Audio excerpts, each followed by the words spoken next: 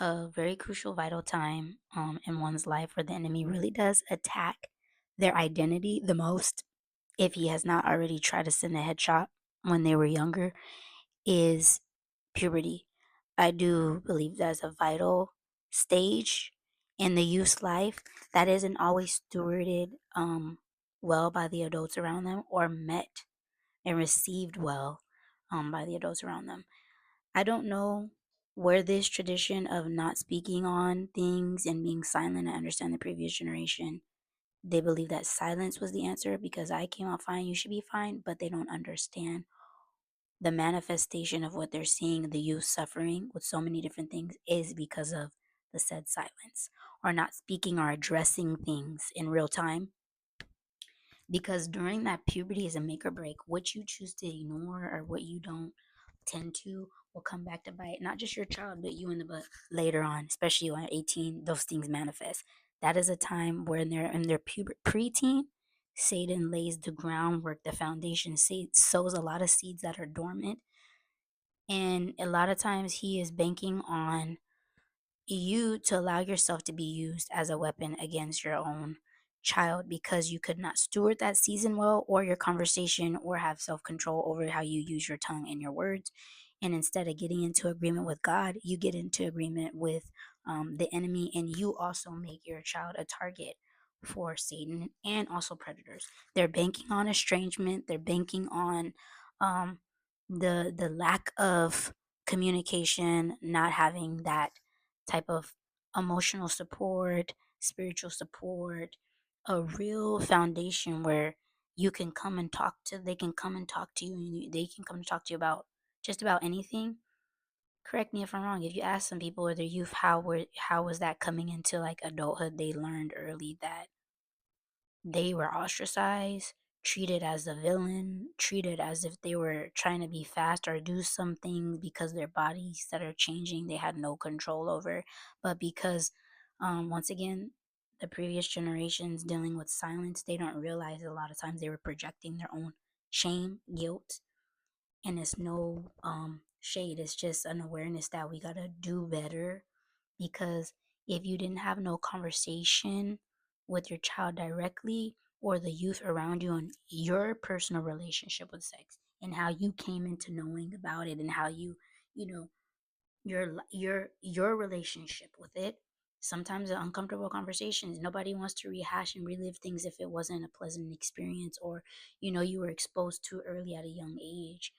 But when you don't have these conversations, you leave room for um, those things to manifest regardless in your seed and in your child. And then once again, the youth is met with an ostracizing. They don't understand, why is my child acting like this? Why are they doing this? Why are they doing that? But it's a manifestation of the seeds that were sown, whether they're preteens, but also what you choose to ignore and you don't want to address. It doesn't go away, it just carries over.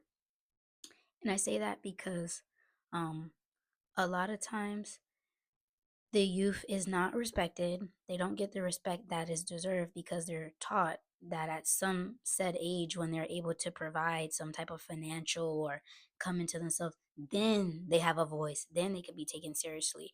So you then further make yourself, once again, a weapon formed against your child or the child in your vicinity.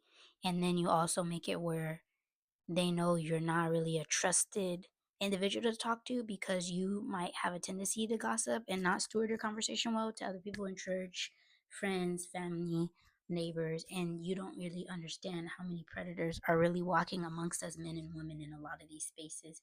So you're offering your child up once again on the chopping block.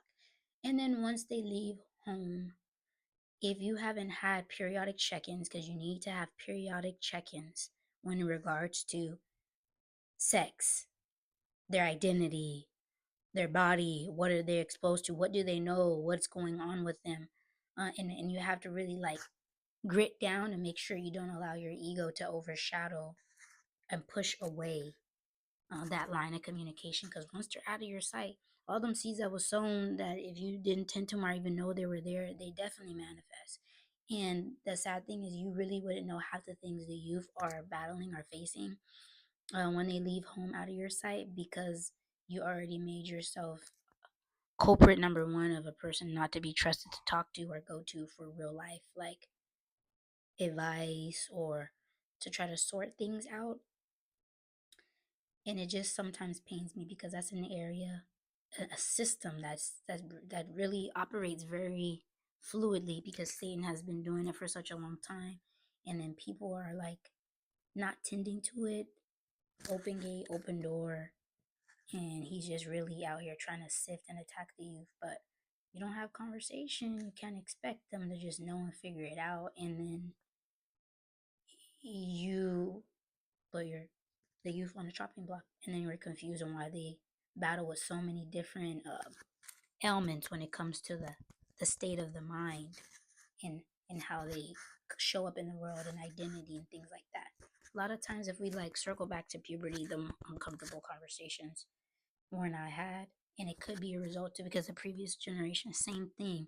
But once again, how do we all get here? Sex. So making that where it's not a taboo conversation, or the only conversation is abstinence, but there's no other like in-depth conversation, you're gonna leave the world um the teacher for the youth and them to come into their own understanding and knowledge on these things, unfortunately.